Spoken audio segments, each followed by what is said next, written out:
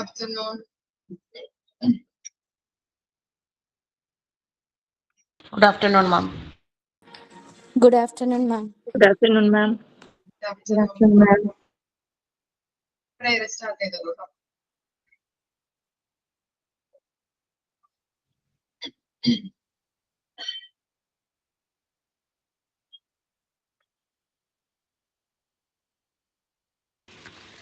കാണായ ലോകങ്ങൾ കാക്കുന്ന ദേവാ, കാരുണ്യ സിന്ധോ നമിക്കുന്നു ഞങ്ങൾ. കരളിൻ്റെ പൂക്കൾ നിൻ പാദതാരിൽ കാണിക്ക വച്ചോ നമിക്കുന്നു ഞങ്ങൾ. കാണിക്ക വച്ചോ നമിക്കുന്നു ഞങ്ങൾ. Signing.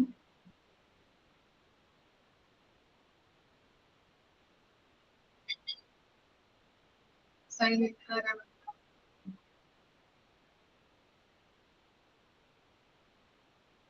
ആരെങ്കിലും പറയൂ.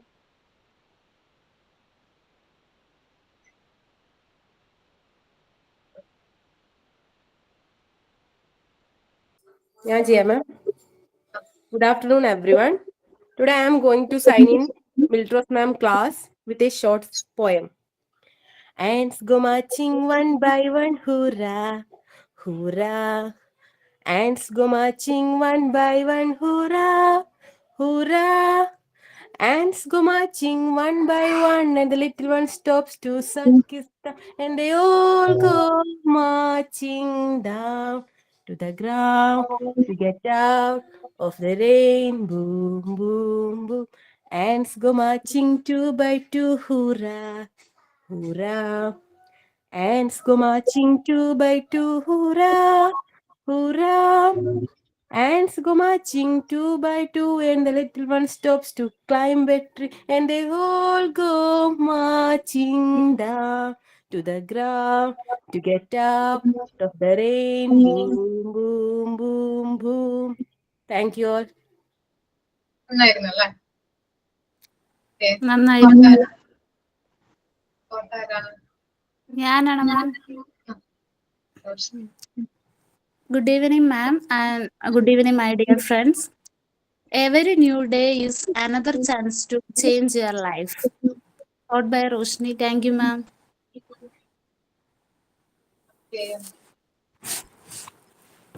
അപ്പൊ നമ്മുടെ ഫസ്റ്റ് ചാപ്റ്റർ കംപ്ലീറ്റ് ആയിട്ടുണ്ട്.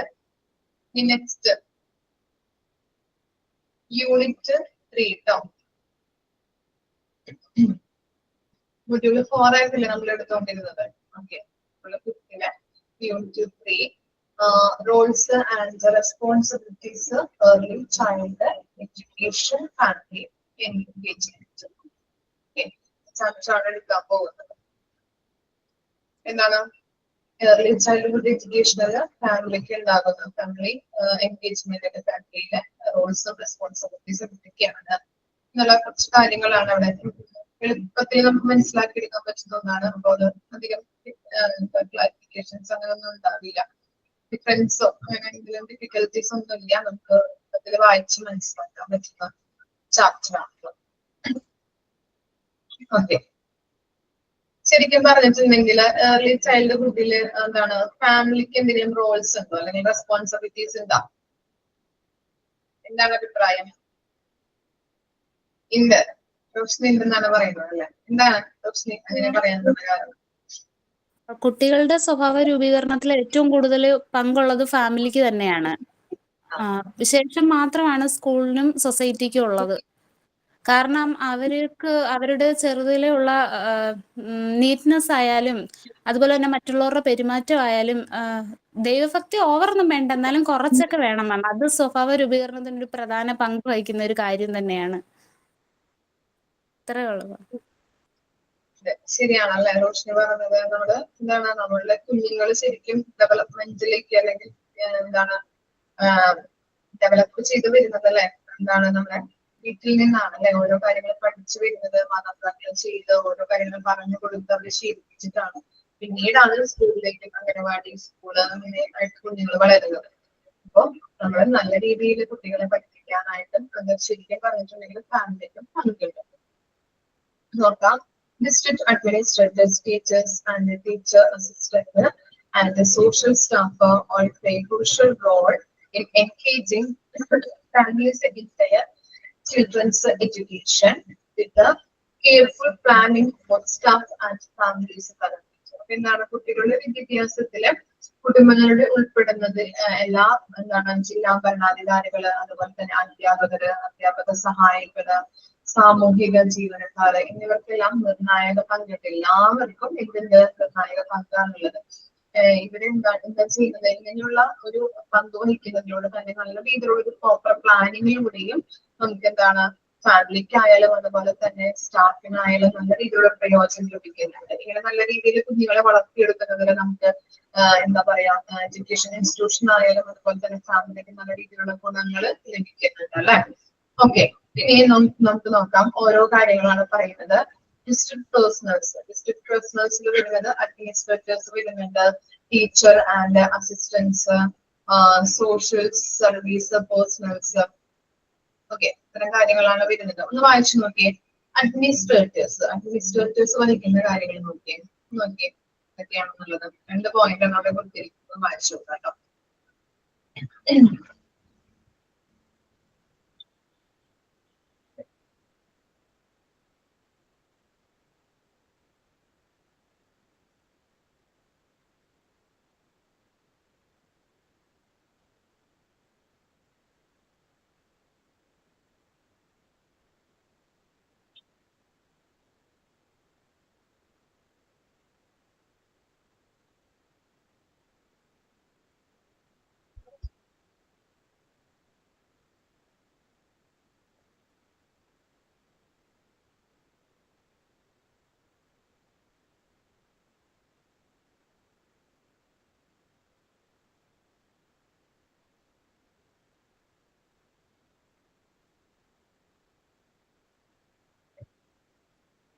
വായിച്ചു കഴിഞ്ഞാൽ തമ്മിടാം, എക്സ്പ്ലെയിൻ ചെയ്യിക്കാം.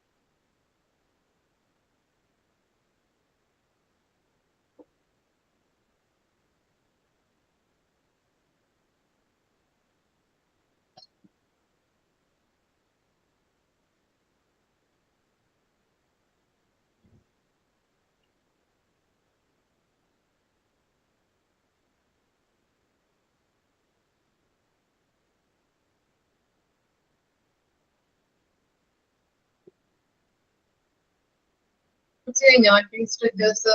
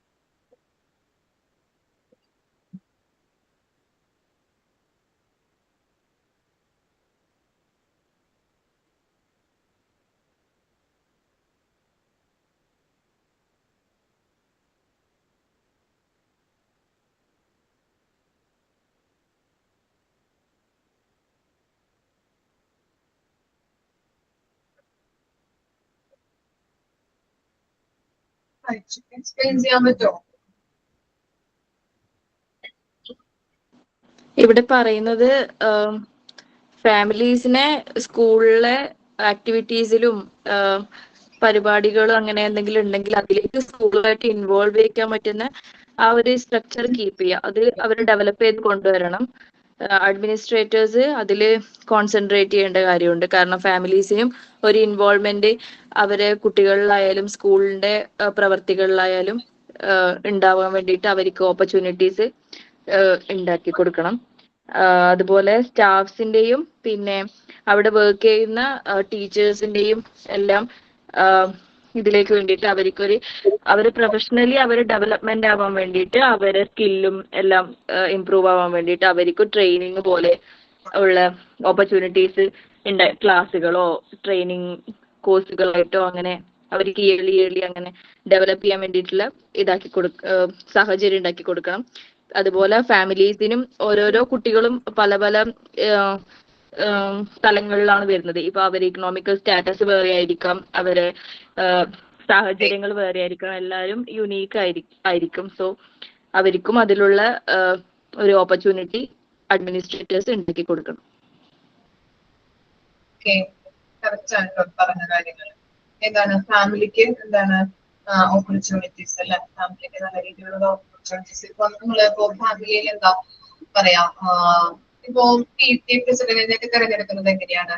ഫാമിലിയിൽ നിന്നാണ്, പാരന്റ്സിൽ നിന്നാണ് ഇല്ലേ, സ്കൂളുകളിലൊക്കെ. അപ്പൊ എന്താണ് ഫാമിലിയും കൂടി എൻഗേജ് ചെയ്യിപ്പിച്ച് ഇപ്പൊ എന്തെങ്കിലും പ്രോഗ്രാംസ് ഒക്കെ ഉണ്ടെങ്കിൽ PTA പ്രസിഡന്റ് അതുപോലെ അല്ലെ അങ്ങനെയുള്ള കാര്യങ്ങള് മീറ്റിംഗ് ഒക്കെ ഉണ്ടെങ്കിൽ അവരെ വിളിച്ച് അവരെ കൂടി ഉൾപ്പെടുത്തും. അവരുടെ അഭിപ്രായങ്ങള് അതൊക്കെ കേൾക്കാനായിട്ട് തയ്യാറാവും. എന്തെങ്കിലും ഒരു അഭിപ്രായം സ്കൂളിലൊക്കെ എടുക്കുന്നുണ്ടെങ്കിൽ അവരുടെയും കൂടി അഭിപ്രായങ്ങൾ ചോദിച്ചിട്ടാണ് അങ്ങനെയൊക്കെയാണ് എടുക്കുന്നത്.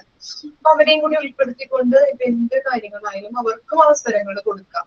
അതുപോലെ തന്നെയാണ് എന്തെല്ലാം പറയുന്നത്, ഈ എന്താണ് രണ്ടാമത്തെ സെന്റൻസിൽ എന്താ പറയുന്നത്, provide opportunities for professional development training for all staffs. അവരെ വർക്ക് ചെയ്യുന്ന എല്ലാ സ്റ്റാഫിനും ചെയ്യണം. അവരുടെ പ്രൊഫഷണൽസിന് വേണ്ടിയിട്ട് അവർ ഡെവലപ്മെന്റ് ആവുന്നതിന് വേണ്ടിയിട്ടുള്ള ഓപ്പർച്യൂണിറ്റീസ്, ഒരു ട്രെയിനിങ്ങുകള്, പ്രാക്ടീസുകള്, അതുപോലെ തന്നെ ഒരു പ്രോഗ്രാം കണ്ടക്ട് ചെയ്യാനായിട്ടുള്ള എന്താ ഇൻചാർജ് അങ്ങനെയൊക്കെ കൊടുക്കുമ്പോൾ എന്താണ് അവർക്ക് നല്ല രീതിയിലുള്ള ഒരു ഡെവലപ്മെന്റ്, പ്രൊഫഷണൽ ആയിട്ടുള്ള ഡെവലപ്മെന്റുകൾ അവർക്ക് ഉണ്ടാകും. ക്ലസ്റ്റേഴ്സ് വയ്ക്കാം, അങ്ങനെയുള്ള കാര്യങ്ങൾ. അതുപോലെ തന്നെ അങ്ങനെയുള്ള കാര്യങ്ങളാണ് ഇതിൽ അഡ്മിനിസ്ട്രേറ്റേഴ്സ് ശ്രദ്ധിക്കേണ്ട കാര്യങ്ങളായിട്ട് വരുന്നത്. മനസ്സിലായോ? കുഴപ്പമില്ലല്ലോ, 2 പോയിന്റ്. ഓക്കെ, ഇനി ടീച്ചേഴ്സ് ആൻഡ് അസിസ്റ്റന്റ് ഇത് വായിച്ചു നോക്കിയേ. Teachers and assistance.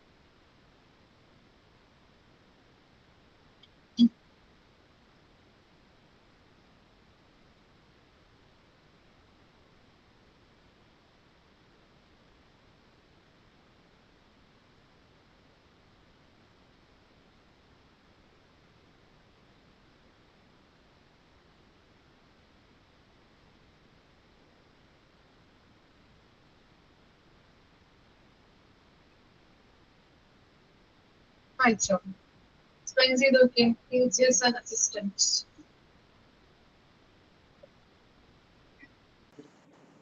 അതായത് ഇപ്പോ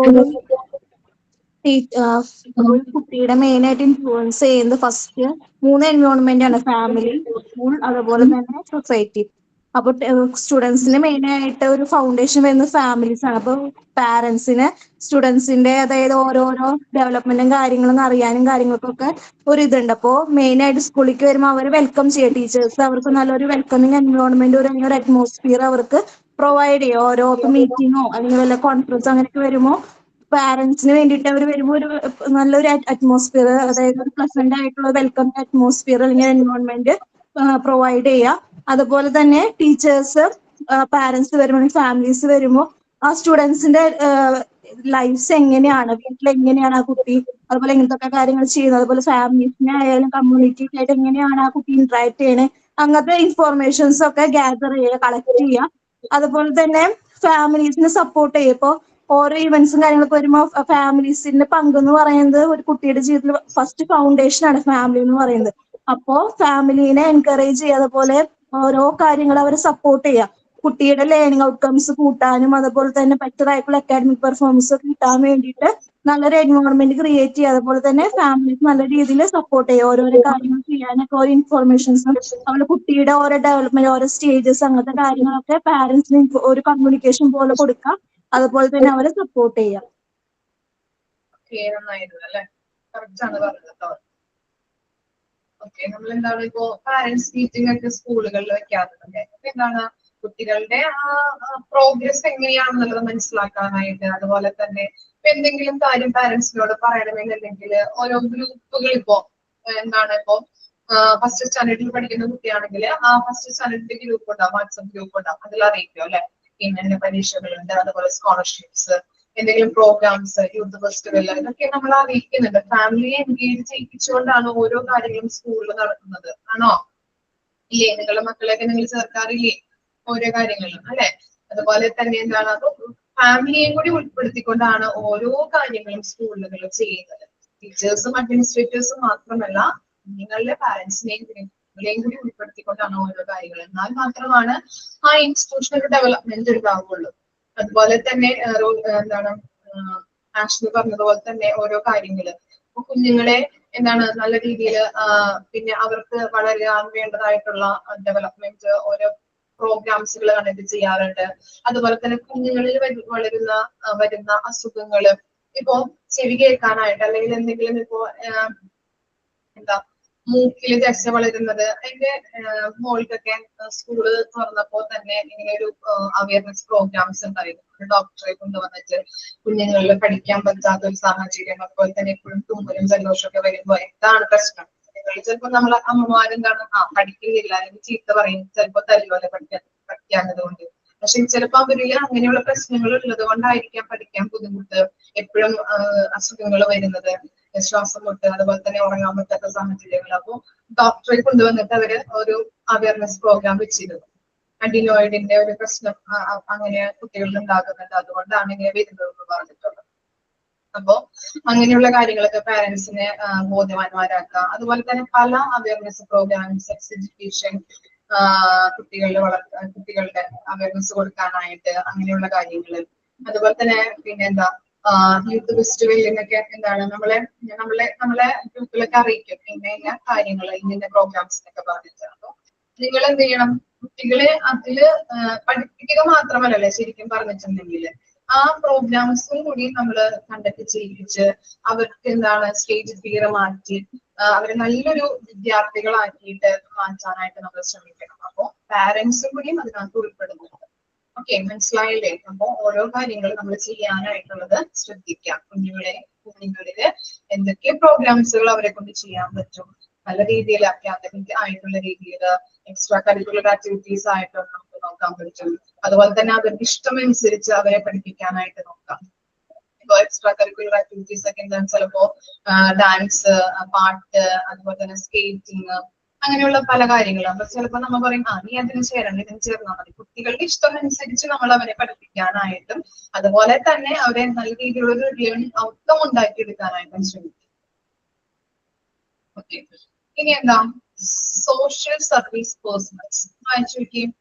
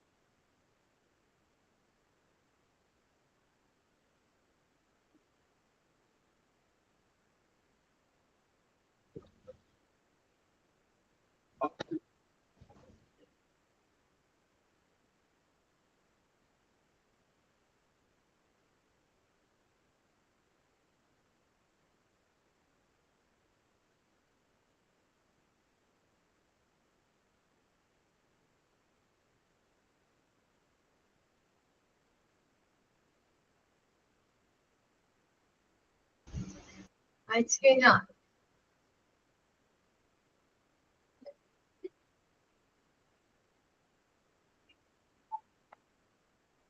ഓക്കെ സ്പെയിൻ ചെയ്യാൻ പറ്റോ? ചെയ്തു. Social service personnel advance a sense of community by providing local organization and business with information of the preschool program. This encourages community by in and cooperation. ഇതിലൊരു doubt ഉണ്ട്, എന്നാലും ഞാൻ പറയാം. പ്രീ സ്കൂൾ പരിപാടികളിലൊക്കെ local organisation and business എന്നിവയ്ക്ക് സഹായം നൽകുകയെന്നാണോ അതോ ഇവര് സഹായം നൽകുകയെന്നോ, അങ്ങനെയാണോ മാം? അത് അതൊരു ഡൗട്ട്. ഫസ്റ്റ് വരി.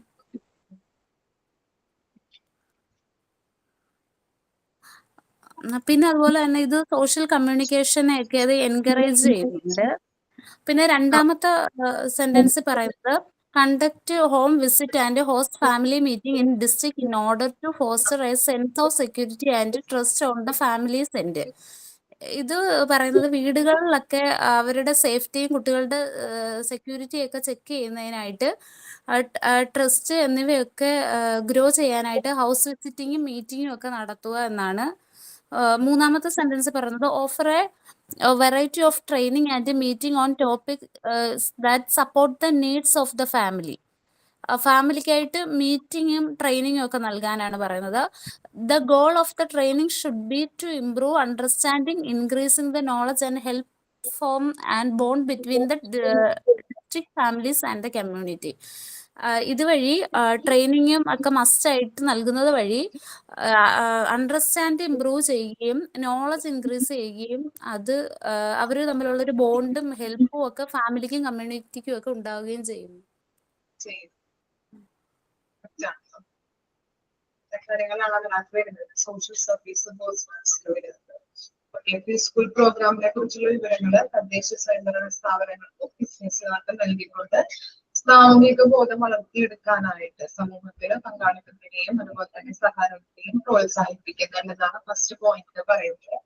അതുപോലെ തന്നെ ഈ ഹോം വിസിറ്റ് ഒക്കെ നടത്താറില്ലേ, ടീച്ചേഴ്സ് നടത്താറുണ്ടോ? കണ്ടിട്ടില്ലേ നിങ്ങള്?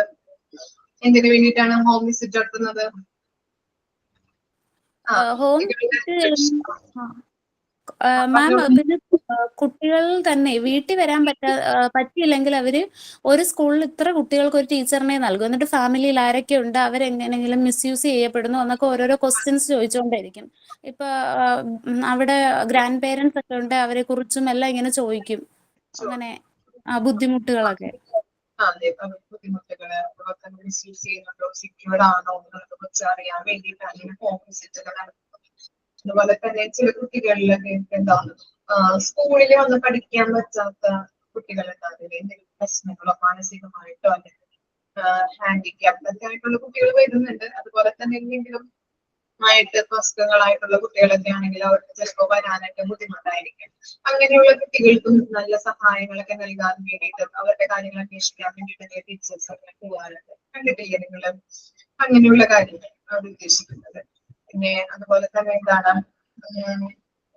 മൂന്നാമതായിട്ട് പറയുന്നത് എന്താണ്, offer a variety of training അല്ലെ, training activity on the topics that support the needs of family. ട്രെയിനിങ്ങുകൾ നൽകുന്നുണ്ട്, അതുപോലെ തന്നെ മീറ്റുകൾ കണ്ടക്ട് ചെയ്യുന്നുണ്ട് നല്ല രീതിയിൽ ഫാമിലിയെ സപ്പോർട്ട് ചെയ്യുന്നതിന് വേണ്ടിയിട്ട്. അതുപോലെ തന്നെ ഗോൾ അച്ചീവ് ചെയ്യുന്നതിന് വേണ്ടിയിട്ടുള്ള ട്രെയിനിങ് ഇംപ്രൂവ് ചെയ്യാനായിട്ടും അതുപോലെ തന്നെ ഇൻക്രീസ് ദ നോളജ് ഇൻക്രീസ് ചെയ്യാനായിട്ടും നമുക്കറിയാം എന്താണ് ഗോൾ അച്ചീവ് ചെയ്യുന്നതിന് വേണ്ടിയിട്ടുള്ള ട്രെയിനിങ്ങുകൾ ഇംപ്രൂവ് ചെയ്യുക.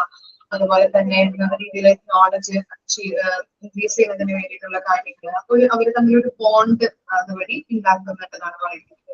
ഇത്തരം കാര്യങ്ങളാണ് ഈ സോഷ്യൽ സർവീസ് പേഴ്സൺസിൽ വരുന്നത്. അപ്പൊ എന്താണ് ശരിക്കും പറഞ്ഞിട്ടുണ്ടെങ്കിൽ കുഞ്ഞുങ്ങളുടെ കാര്യങ്ങൾ മനസ്സിലാക്കാനായിട്ടും അതുപോലെ തന്നെ അവരെ മിസ്യൂസ് ചെയ്യുന്നുണ്ടോ അല്ലെങ്കിൽ എന്തെങ്കിലും സെക്യൂർ ആണോ വീടുകളിൽ, എന്തെങ്കിലും ബുദ്ധിമുട്ടുകൾ അവർക്കുണ്ടോ, അവരുടെ ഫാമിലിക്കുണ്ടോ. ചിലവർക്ക് എന്താണ് പഠിപ്പിക്കാനായിട്ട് ബുദ്ധിമുട്ടുള്ള ഫാമിലീസ് ട്രൈബൽ ഏരിയാസിലുള്ളത്, അതുപോലെ തന്നെ പാവപ്പെട്ട കുടുംബങ്ങളൊക്കെ ഉള്ളവരുണ്ടാവില്ലേ, ഇപ്പൊ അച്ഛൻ മരിച്ചവര് ഒക്കെ ഉണ്ടെങ്കിൽ അവർക്ക് എന്താണ് പഠിക്കാനായിട്ട് ബുദ്ധിമുട്ടൊക്കെ ഉണ്ടാവും. അപ്പൊ അവരുടെ കാര്യങ്ങൾ അന്വേഷിക്കാനായിട്ട് ടീച്ചേഴ്സ് പോകാറുണ്ട് അല്ലെ. ഓരോ കാര്യങ്ങൾ നമ്മൾ കാണാറുണ്ടല്ലോ സോഷ്യൽ മീഡിയാസിലൂടെയും. നമ്മളിൽ ചിലപ്പോൾ നമ്മൾ പഠിക്കുന്ന അല്ലെങ്കിൽ നമ്മള് മക്കൾ പഠിക്കുന്ന സ്കൂളുകളിലൊക്കെ ആണെങ്കിലും അങ്ങനെയുള്ള സ്റ്റുഡൻസ് ഉണ്ടാവാറുണ്ട്. അപ്പൊ അവരെ സഹായിക്കാനായിട്ടും അങ്ങനെയുള്ള സർവീസുകൾ ചെയ്യാനായിട്ടും നമ്മളുടെ സ്കൂളുകാരെ ഹെൽപ്പ് ചെയ്യും. ടീച്ചേഴ്സ് പോകാം, പഠിക്കാനുള്ള ബുക്കുകൾ അവർക്ക് കൊടുക്കാം, അവരെ എന്താ ഫിനാൻഷ്യൽ ആയിട്ട് സപ്പോർട്ട് ചെയ്യാം, അങ്ങനെയുള്ള കാര്യങ്ങൾ. Next collaboration.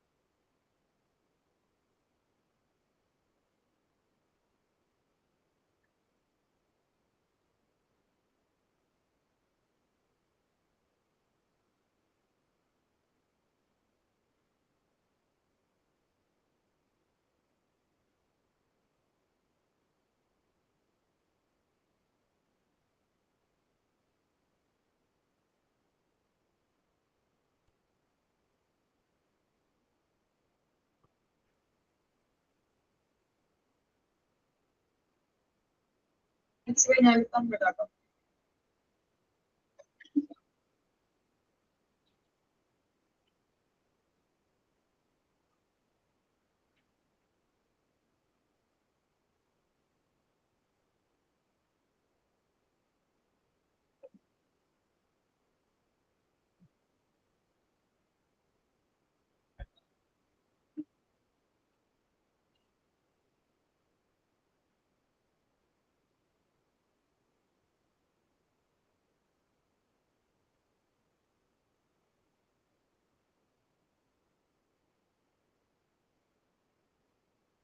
ഓക്കെ, എക്സ്പ്ലെയിൻ ചെയ്യാൻ പറ്റും എന്താണ് കൊളാബറേഷൻ?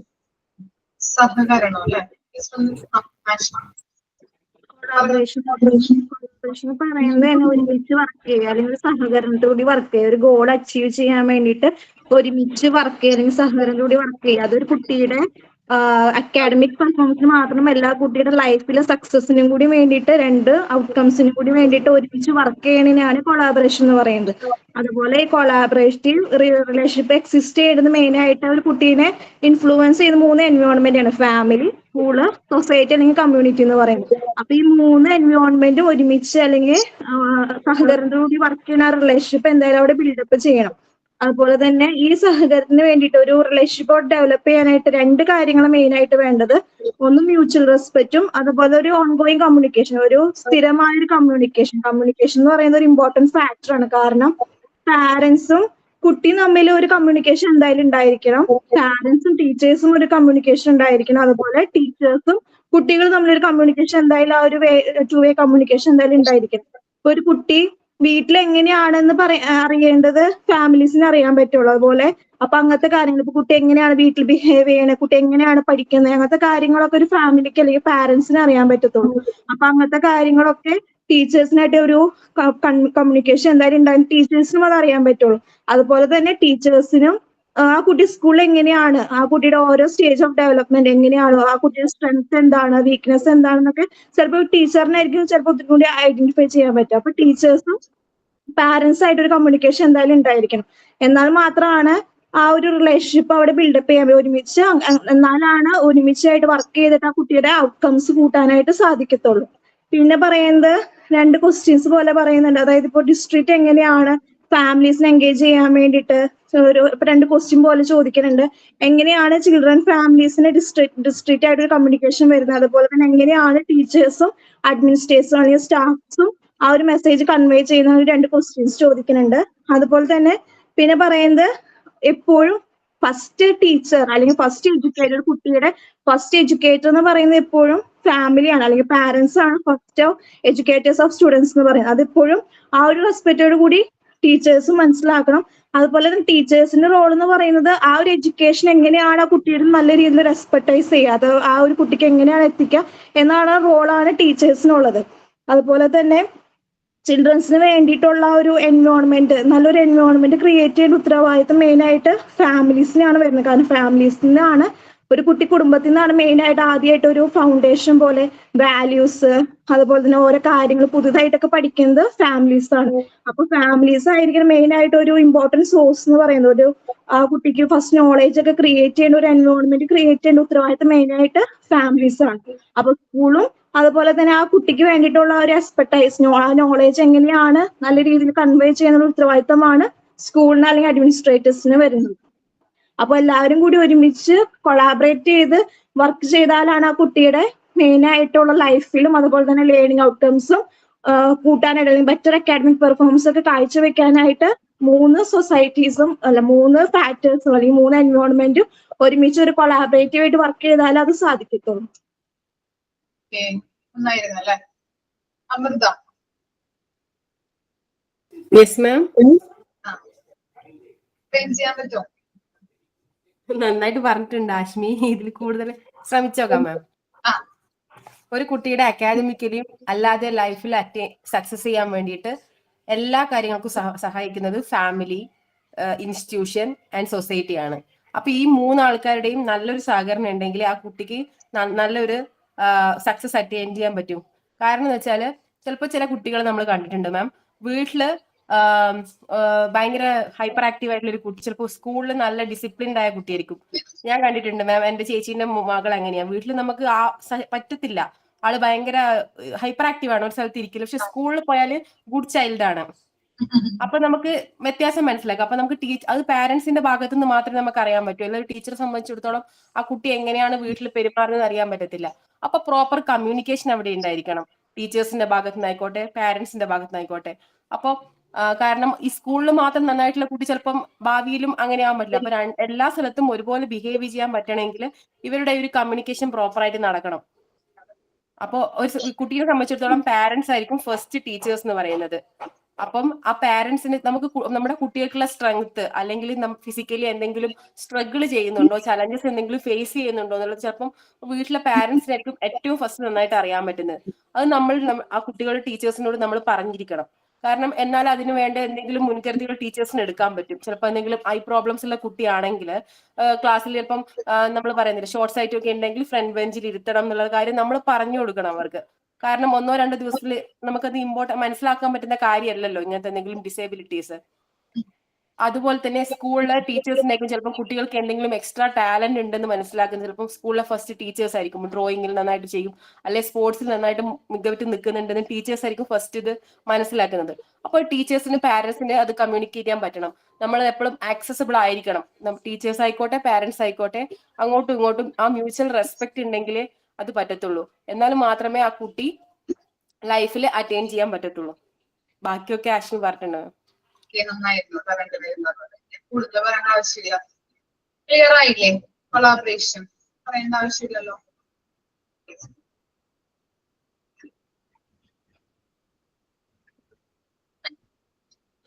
നെക്സ്റ്റ് ടോപ്പിക് വായിച്ചു നോക്കി. Effective communication with parents and families. ചെറിയ ചെറിയ പോയിന്റ്സ് ആയിട്ട് കൊടുത്തിരിക്കുന്നുണ്ട്, വായിച്ചു നോക്കി.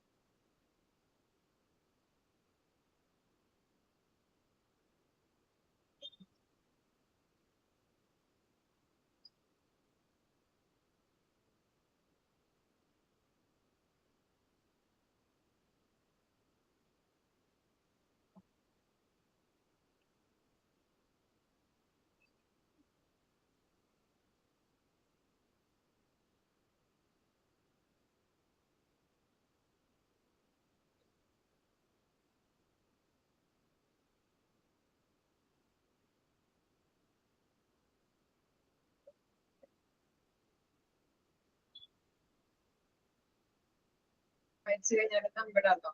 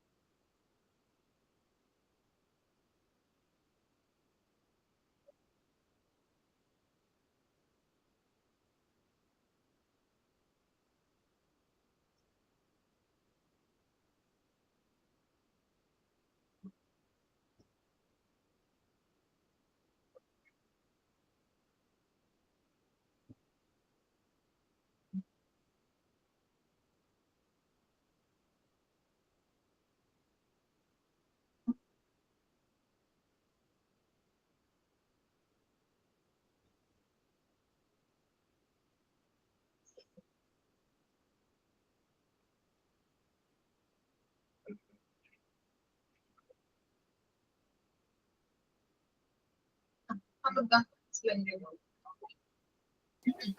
Okay ma'am. നമുക്ക് പാരന്റ്സ്, ഈ ടീച്ചേഴ്സിന് പാരന്റ്സും ഫാമിലീസും ഒക്കെ ആയിട്ട് നല്ലൊരു കമ്മ്യൂണിക്കേഷന് വേണ്ട അത്യാവശ്യ ഫാക്ടേഴ്സ് ആണ് നമ്മൾ പറയാൻ പോകുന്നത്. First, listen to parents or families without interrupting them. നമ്മൾ ഒരു പാരന്റ്സ് മീറ്റേഴ്സ് ആയിക്കോട്ടെ, അല്ലാതെ നമ്മൾ അവരെ പേഴ്സണലി കോൺടാക്ട് ചെയ്യുമ്പോൾ അവരെന്താണ് പറയുന്നത്, അവരുടെ കൺസേൺ എന്താണെന്ന് നമ്മൾ ആദ്യം അറിഞ്ഞിരിക്കണം. ടീച്ചേഴ്സ് ആസ് എ ടീച്ചർ എന്ന നിലക്ക് അവർ സംസാരിക്കുമ്പോൾ നമ്മൾ അവരൊരു തരത്തിലും ഇന്ററപ്റ്റ് ചെയ്യാൻ പാടില്ല.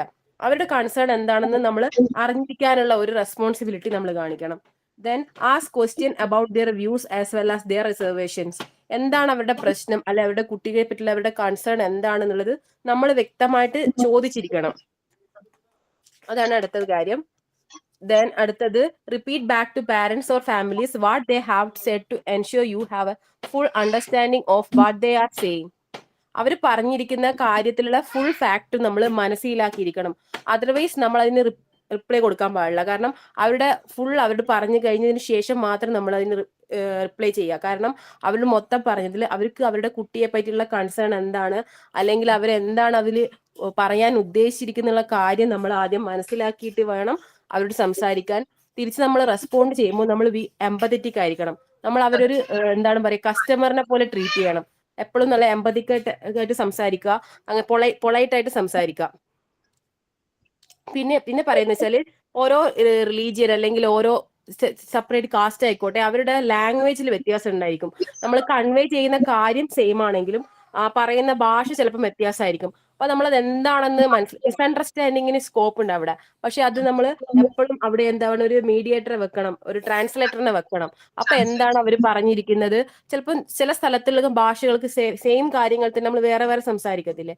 അപ്പൊ ആ ഒരു പ്രശ്നം ഉണ്ടാവാതെ ചില പ്രോഗ്രാംസ് ഒക്കെ നടക്കുമ്പോ കണ്ടിട്ടുണ്ടാവില്ല. ഇപ്പൊ ഈ ഹിന്ദിയിലും സംസാരിക്കും അല്ലെ, നമ്മുടെ എന്താ പറയുക നരേന്ദ്രമോദി ഒക്കെ സാറ് ഹിന്ദിയിൽ സംസാരിക്കും, അവിടെ ബാക്ക് അല്ലെങ്കിൽ അപ്പുറത്തൊരു ട്രാൻസ്ലേറ്റർ ഉണ്ടാവും. കണ്ടിട്ടില്ലേ നിങ്ങൾ? ഇതാണ് ഉദ്ദേശിക്കുന്നത്, പറഞ്ഞോളൂ. അടുത്ത കാര്യം വെച്ചാൽ, നമ്മുടെ പഴയ സംസാരത്തിൽ ആസ് എ ടീച്ചറായിട്ട് സംസാരിക്കുമ്പോൾ നമ്മുടെ വോയിസ് മോഡുലേഷൻ നമ്മൾ ശ്രദ്ധിക്കേണ്ട കാര്യമാണ്. എന്ന് വെച്ചാൽ നമുക്ക് ഒരേ കാര്യം തന്നെ രണ്ട് രീതിയിൽ പറയാൻ പറ്റും. കുറെ കാര്യം, നിങ്ങളുടെ കുട്ടി ഇപ്പോൾ ഭയങ്കര നോട്ടി ആണെന്ന് പറയുന്നതിന് പകരം അവന് ഇത്രയും ക്വാളിറ്റീസ് ഉണ്ട്, സ്റ്റിൽ അവന് ക്ലാസ്സിൽ ഇച്ചിരി ഹൈപ്പർ ആക്റ്റീവ് ആണ്, ആ ഒരു രീതിയിൽ നമുക്ക് സംസാരിക്കാൻ പറ്റും. നമുക്ക് നമ്മുടെ വോയിസിലുള്ള ആ ഒരു പിച്ചും, അല്ലെ നമ്മുടെ വോയിസിന്റെ ക്വാളിറ്റി പോലെ ആയിരിക്കും അത് അപ്പുറത്തെ ആൾക്കാർക്ക് എടുക്കുന്നത്. അപ്പൊ അത് നമ്മൾ എന്തായാലും ശ്രദ്ധിക്കണം. പിന്നെ നമ്മുടെ ഒരു ബോഡി ലാംഗ്വേജും ഭാഷയും തീർച്ചയായിട്ടും പാരന്റ്സിനെ അവർ വാച്ച് ചെയ്തുകൊണ്ടിരിക്കുകയാണ് ഡെയിലി. ത്രൂ കുട്ടികളിലൂടെയാണ് അവർ നമ്മളെ വാച്ച് ചെയ്യുന്നത്. നമ്മൾ പറയുന്ന ഓരോ വാക്കും കുട്ടികൾ അതുപോലെ ചിലപ്പം പാരന്റ്സിന്റെ അടുത്ത് പോയി പറയും. അപ്പൊ നമ്മൾ എപ്പോഴും അവെയർ ആയിരിക്കണം, നമ്മുടെ ഭാഷയിലായിക്കോട്ടെ നമ്മുടെ ബോഡി ലാംഗ്വേജിലായിക്കോട്ടെ. അത്രയാണ്. നന്നായിരുന്നു അല്ലെ, നന്നായിട്ട് എക്സ്പ്ലെയിൻ ചെയ്തു. ഇത്രയും വരെ എടുക്കുന്നുള്ളൂ. ഞാൻ എക്സ്പ്ലെയിൻ ചെയ്യണം ഈ പോയിന്റ്സ്? നന്നായിട്ട് മനസ്സിലായില്ലേ അമൃത പറഞ്ഞത്? ഓക്കെ അല്ലേ? നിങ്ങളോടാ ചോദിക്കുന്നേ. ഓക്കെ,